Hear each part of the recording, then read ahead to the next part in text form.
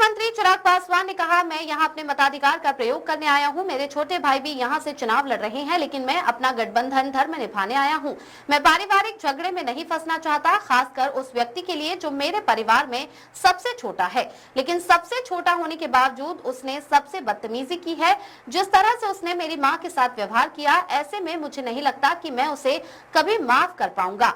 राजनीति के लिए आज आप कुछ भी कहें, लेकिन मुझे पता है कि अलौली की जनता मेरे पिता रामविलास पासवान की पीठ में छुरा घोंपने वालों को याद रखेगी।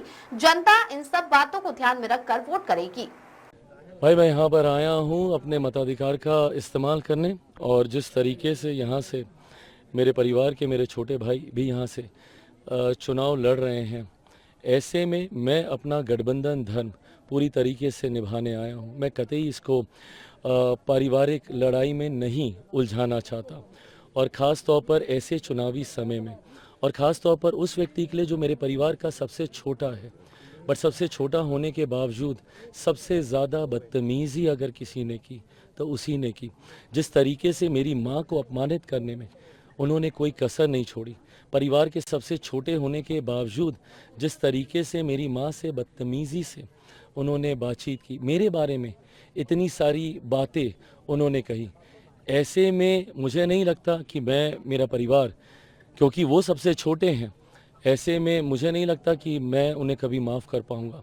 पर हाँ, दूरियां बनाने वाले भी वो मेरे चाचा जी, उनके बेटे, यही लोग रहे हैं। आज एक ही घर के बीच में दीवारें इन लोगों ने खड़ी कर दी। चुनाव का समय था, अगर दूरियां इतनी ही कम करनी थी, इतना ही अगर आशीर्वाद, जो ये कहते रहते हैं कि भैया का आशीर्वाद हमारे साथ है, तो एक बार आते, मेरा तो छोड़ दीजिए, माँ का तो आशीर्वाद लेकर जाते। माई मदर वॉज देयर, एक बार जाते, उनसे आशीर्वाद लेते कि मैं चुनाव लड़ने जा रहा हूँ, आपकी लड़ाई परिवार के बड़ी पीढ़ी के साथ है, मैं छोटा हूँ, मैं आपसे आशीर्वाद लेने आऊँ। एक बार भी आना ज़रूरी नहीं समझा। तो ये दर्शाता है कि आपकी सोच ही नहीं है ऐसी।